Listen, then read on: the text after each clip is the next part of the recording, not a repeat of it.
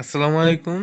আজকে আমি তোমাদেরকে লাইটরুম অ্যাপের সকল খুঁটিনাটি যে টুলস থাকে যেগুলো ব্যবহার করে আমরা মূলত থাম্বনেইলগুলোকে আরও অ্যাট্রাকটিভ এবং প্রফেশনাল করে তুলি, সেই বিষয়গুলো আজকে আমি দেখানোর চেষ্টা করব।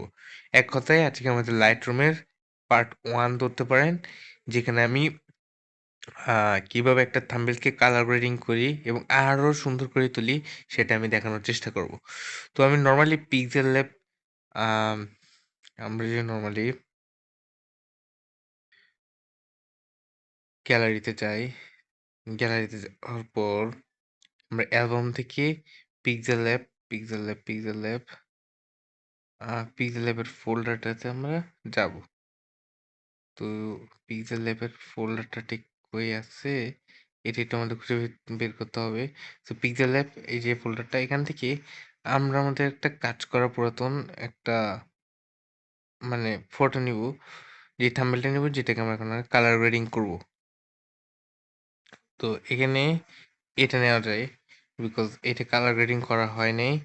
আপনারা দেখতে পাচ্ছেন এইটা কিন্তু একবারে একবারে পিক্সেল ল্যাব থেকে মানে করা আছে, কিন্তু কোনো রকম আমরা এখানে কালার গ্রেডিং করি নাই। তো এইটাকে কালার গ্রেডিং করার জন্য ফার্স্টে আমরা এখানে সাইডে থাকা অনেকগুলো অপশন আছে, সেখান থেকে আমরা এডিটে ক্লিক করব।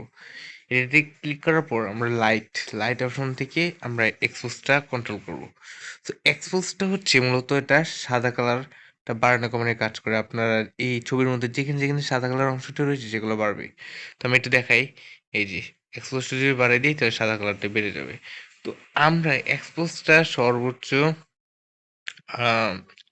23 কি 25 রাখবো আমরা, 25, হ্যাঁ 25 রাখলাম।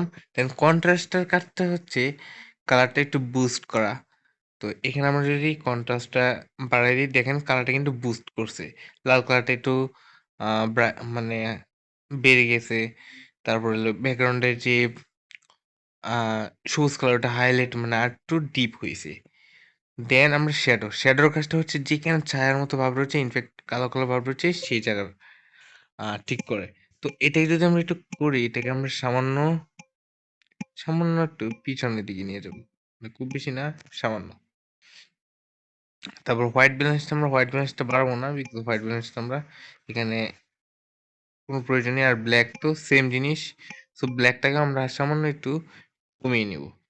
তো এরকম হয়ে গেলে এখানে আপনারা একটা জিনিস খেয়াল করতে পারেন যে মেইন ক্যারেক্টারের চেহারা কিন্তু একটু বেশি ব্রাইট হয়ে গেছে।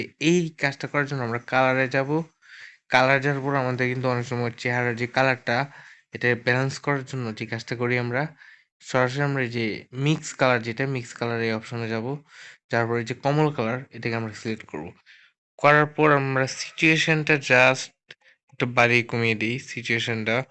আর হিউটা আমরা কিছু করবো না, কারণ হিউ এর কাজটা হলো কালারটা চেঞ্জ করা, আর লুমিনেন্সটা একটু কমাই নিব।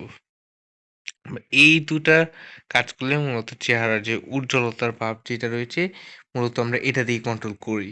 দেন আপনারা যদি স্পেসিফিক একটা কালারের উপরে কাজ করতে চান, দেন যেমন ধরেন আমরা রেড কালারের উপরে কাজ করব। তো রেড কালারটা নিব, নেওয়ার পরে হিউ এ যদি আমরা এদিক ওদিক করি তাহলে কালারটা কিন্তু চেঞ্জ হবে। আমি আপনাদের দেখাই, যদি আমরা যে এখান থেকে বাড়াই, কালারটা কিন্তু গোলাপি কালার হয়ে গেছে, আবার এদিকে বাড়ালে কিন্তু কমলা কালার হয়েছে। তো আমরা হিউজটা বাড়াবো না, রুটার যা আছে তাই থাকবে।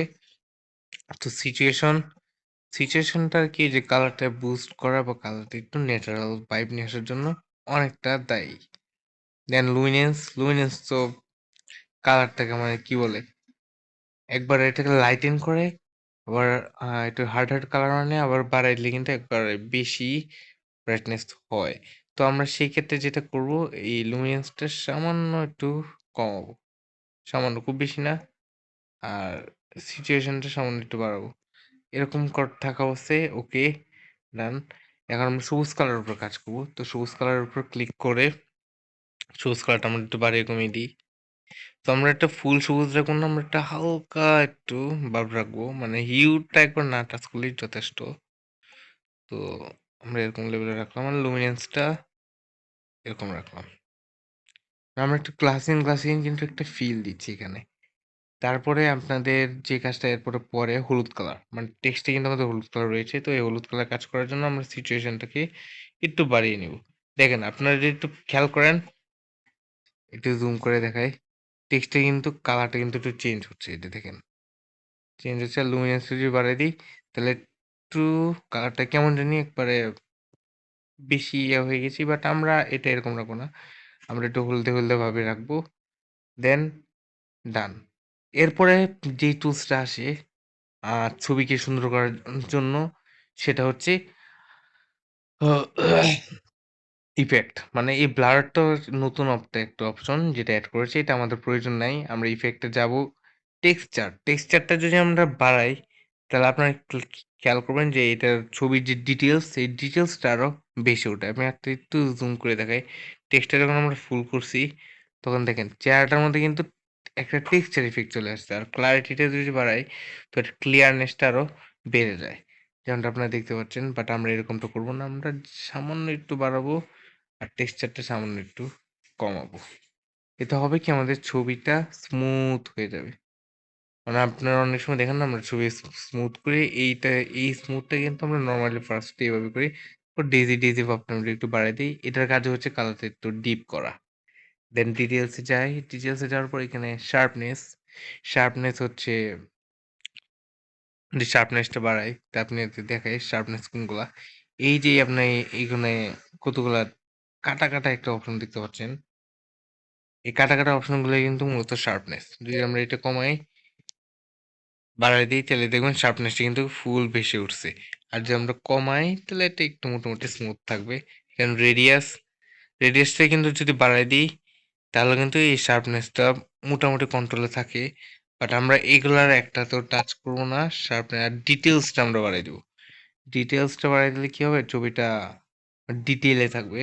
অ্যান্ড মাস্কিংটা সামান্য বাড়াই দিই, ওকে। এরকম লেভেলে থাকলে আমরা এই যে শার্পনেসটা আমরা সামান্য বাড়াবো, খুব বেশি না। রেডিয়াসটা আমরা কমাই দিই, আর ডিটেলটা আমরা মিডিয়ামে রাখি। আচ্ছা, এরকম হইলে আমরা নয়েজে যাব। নয়েজ নয়েজ থেকে যদি আমরা নয়েজটা বাড়াই তাহলে এটা সম্ভবত যেটা ছবির মধ্যে যে নয়েজ রয়েছে, মানে আজে বাজে যে অংশগুলা যেগুলো চোখে বাধে, তো এইগুলো মোটামুটি এটা ঠিক হয়ে যাবে। এন্ড কন্ট্রাস্টের কাজ তো আমি আগেই বলছি, এটা কাজ হচ্ছে কালারটা একটু বুস্টেড করা। এন্ড কালার নয়েজে যদি আমরা ক্লিক করি এটা কালারটা আর একটু ক্লিয়ার হবে। তো আমরা সাধারণত এই কাজটা করি, আর স্মুথনেসটা আমরা একটু বাড়ায় কমায় দেখি। মানে এরকম হলে আমরা ছবিটা যখন মনে হয় বেটার, দেন ওকে। ফাইনালি আমরা যেটা করি অপটিক্সে চলে যাই। অপটিক্সে যাওয়ার পর রিমুভ ক্রোমাটিক অ্যাবারেশন বা ইনেবল লেন্স কারেকশন, এই দুটাকে আমরা অন করে দিই। এটা হইলে হয় কি, ছবিটার কোয়ালিটি আরো ভালো হয়। দেন আপনারা যে কাজটা করবেন, সবার লাস্টে এটা সবকিছু হয়ে গেলে ছবিটাকে জাস্ট সেভ করবেন। এখানে এই যে থ্রি ডটটা আছে, থ্রি ডটে ক্লিক করে save copy to device. So এইভাবে কিন্তু আমরা সাধারণত এই ছবিগুলো সেভ করি। মানে এইভাবে আমরা কালার গ্রেডিংটা করি। সো মূলত এইভাবে কিন্তু আমাদের বেসিক্যালি আ একটা থাম্বনেইলের কালার গ্রেডিং করা হয়। I hope আপনারা বুঝতে পেরেছেন যে আমরা কিভাবে একটা ফটোর কালার গ্রেডিং করি বা থাম্বনেইলের কালার গ্রেডিং করি। তো এভাবে আপনারা চাইলে আপনাদের থাম্বনেইলগুলা কালার গ্রেডিং করে আরো অ্যাট্রাকটিভ বানাতে পারেন। তো যদি ভিডিওটা একটু ইনফরমেটিভ মনে হয় তাহলে অবশ্যই আমাদের চ্যানেলটিকে সাবস্ক্রাইব করে, এবং যারা এরকম ধরনের কাজ শিখতে চায় তাদের মধ্যে শেয়ার করে আমার পাশে থাকার অনুরোধ রইল। পারলে একটা ভিডিওতে লাইক দিয়ে যাবেন।